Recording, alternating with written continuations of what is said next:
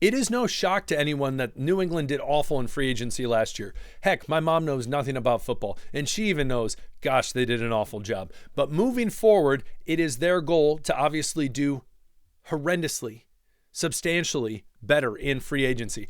And as of right now, it's been kind of frustrating with certain offensive linemen specifically signing extensions or being rumored to be tagged, if not tagged.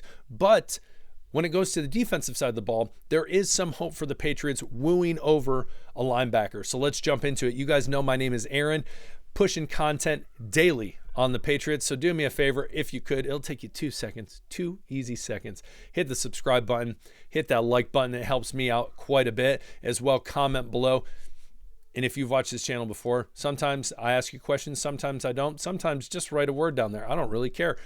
Or your opinion. Go for it. But today on this episode, what we're going to be talking about specifically is a divisional rival linebacker potentially coming to the Patriots in free agency.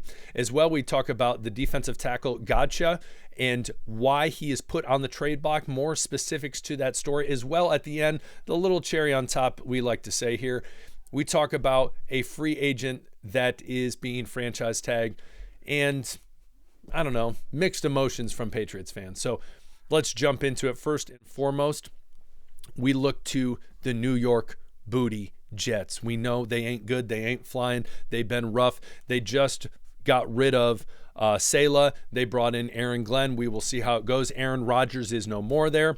But Jamien Sherwood, Jamien this was his contract year.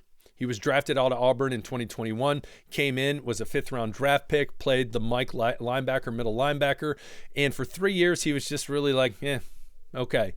But then this year, because everyone knows you got to ball out on a contract year, he came out, started 16 of 17 games, had 100 and I can't remember how many tackles, a couple sacks, but played well for New York. Now he is in free agency. The big question is, with Aaron Glenn coming into the Jets, is he going to be able to retain him and bring him back?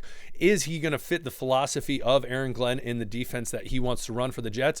But what we do know for the Patriots is that Sherwood fits. He is a prototype. He is coveted, big word right there, coveted by, which the Bible says do not covet, but it says that Mike Vrabel, he is a tried and true, easily injectable player into the middle of that defense for Mike Vrabel. Now, we know that basically you look at the past years and it's been 4 linebackers. Now, we're looking at an even front now, looking at 3 linebackers, so naturally more of a 4-3, depending on what the secondary would look like. It all depends, obviously, but when we're looking at sort of the base of the defense, and so when you look at a Mike linebacker, traditionally, much bigger guy. So Sherwood is 6'2", 240 something, I believe. So he's a big boy for a middle linebacker. Again, being able to plug up those gaps and really being able to stop the run. And traditionally, that's what a Mike linebacker looks like. Now, his speed, all of that stuff, not necessarily flashy, but again, when you look at it, that is more for those outside linebackers as opposed to that Mike linebacker in the middle, who is, as we know, the general on the field calling the shots. Now, I think this would be an upgrade. You look at a lot of the linebackers right now for the Patriots, and they are on the smaller side. And we know Vrabel is, hey, we want a big, beefy, that's a weird way to say it, linebacker in there that can first and foremost stop the run, play aggressive, and play the type of football he wants. So I think if the Patriots can go in and woo someone like Sherwood, especially to a program like the Patriots, organization like the Patriots, again, I think you can easily just say, tell me one thing the New York Jets have done in the past 3 decades. And then line that up to the Patriots, and they are going to lose every single time. As well, don't get me wrong, I have no qualm with Aaron Glenn. But do you want to play for Aaron Glenn as no head coaching experience, or you want to come play for us where we are in a rebuild and you can be a part of something great? I think that's another lure to a lot of these teams that they come in like the Lions, up and coming. It used to be a place no one wanted to play. But then the whole idea of, hey, do you want to be a part of something special? And I think that's an easy selling point for Vrabel, where one, defensive-minded coach. Two, hey, we're in a rebuild.